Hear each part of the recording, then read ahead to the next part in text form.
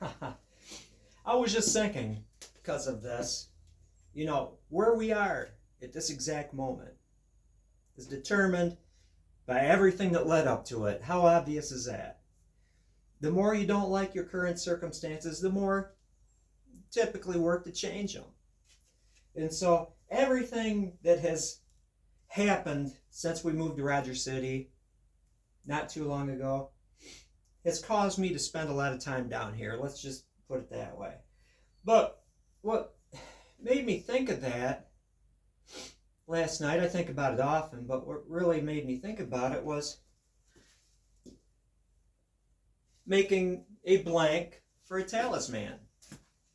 In its usable blank, you can see what it looks like. It's got kind of a longbowish looking appearance, but then it has these non-bending tips out there. So kind of lever action and narrowed and thickened a little bit, which is actually a weight savings because it's a lot more effective as far as changing the stiffness, changing the thickness and not the width. And so you do get an overall gain in weight savings by doing something like this.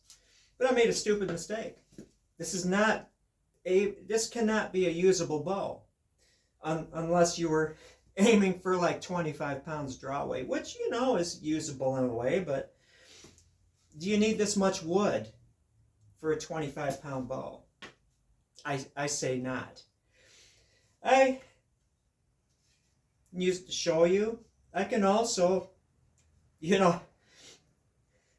write on the limbs, cross here like a billboard, think before you act, and then nail it to the wall. We all make mistakes, can learn from them. I'm going to jump to tapers now. I'm not going to get too deep into this, but going from like simple to more complex, I've got my Renaissance bow, which is just basically a simple, it's tapered this way, just absolutely just an even taper in both planes. And it works, Why do you need something more complex to do the same thing? Well, you get 5 feet per second difference in arrow speed, whatever, they still work. They throw arrows good enough to get the job done. But we like to complicate things. Then we go on to, let's grab this, which is American style longbow, plus the wiggles, mimicking a snake bow. Laid out just like if you went to the traditional Boyer's Bibles, and it's kind of parallel limbs. The handle's kind of to their measurements, the depth is kind of to their measurements. And then it still is pretty much a constant taper, even though this is parallel and this is tapered. It's pretty much a constant taper this way because amount of leverage up here, it's very complex. But yeah, it's basically just a simple taper, which is good. You're making a bow, you don't want to overcomplicate things. Then we get into this. It's got kind of a complex shape to it, kind of paddly looking. That's why I call it a paddle bow.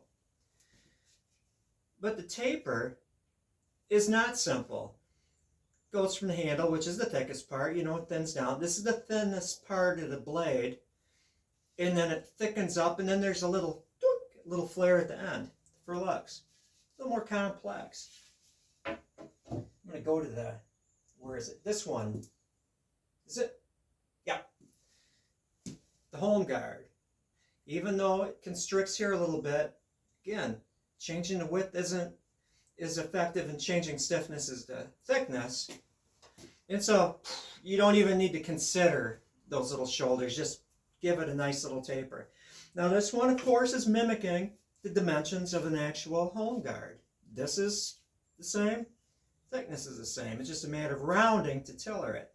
I'm thinking, because this is not an elm stave bow. This is a red oak representation of a home guard. Maybe I will change the taper. Keep a round back here, a little more rounded than this, but then you don't need to really get into, I need to keep this thickness. Red oak opposed to elm, so right there we're skipping, the realistic aspect of a reproduction, maybe I'll change the taper to make it a little easier to tiller, you know, and just kind of skip the perfection of these dimensions along here. Still retaining my patterns for this one, but you know, having a secondary pattern. And then we get into, I guess we got into everything. Where is this one? One way I screwed up is because it's thicker for a longer distance.